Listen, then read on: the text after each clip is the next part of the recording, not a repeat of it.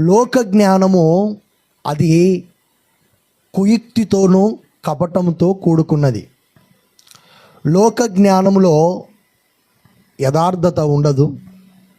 లోక జ్ఞానము సంఘానికి కానీ, పరిచర్యకు కానీ, విశ్వాసి యొక్క ఆత్మీయ జీవితానికి కానీ ఏమాత్రము కూడా ఉపయోగం ఉండదు.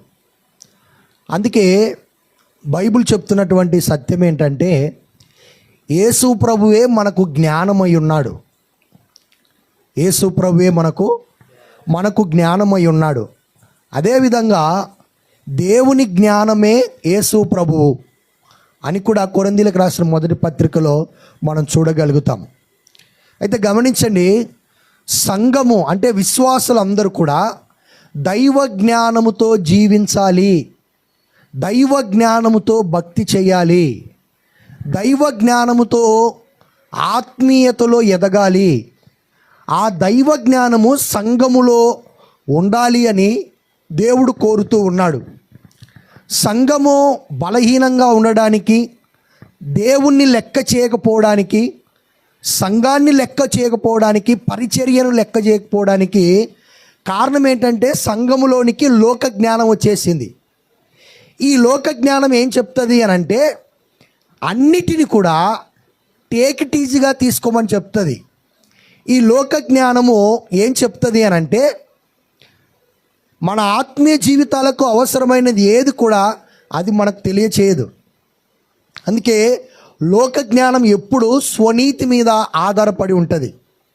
లోక జ్ఞానం ఎప్పుడు స్వార్థముతో కూడుకున్నదై ఉంటుంది. లోక జ్ఞానం ఎప్పుడు కూడా అది పాపమునకు వేరుగా జీవించేటట్టుగా మనకు ఉపయోగపడదు.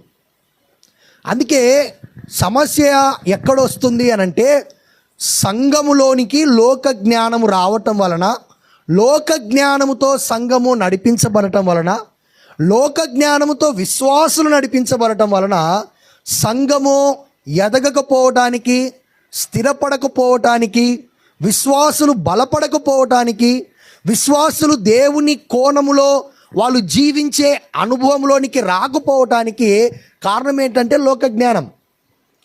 అందుకే ఏది లోక జ్ఞానము, ఏది దేవుని జ్ఞానము అనేది మనకు బాగా తెలియాలి, మనకు బాగా అర్థమవ్వాలి. అర్థమవుతుందా? జాగ్రత్తగా గమనించండి. చర్చికి వచ్చినప్పుడు మాత్రమే ఆ దైవ జ్ఞానము, బయటికి వెళ్ళిన తర్వాత లోక జ్ఞానంతో జీవిస్తాను అంటే అది కుదరదు. ఎందుకంటే ఏ వ్యక్తి కూడా ఇద్దరు యజమానులకు దాసులుగా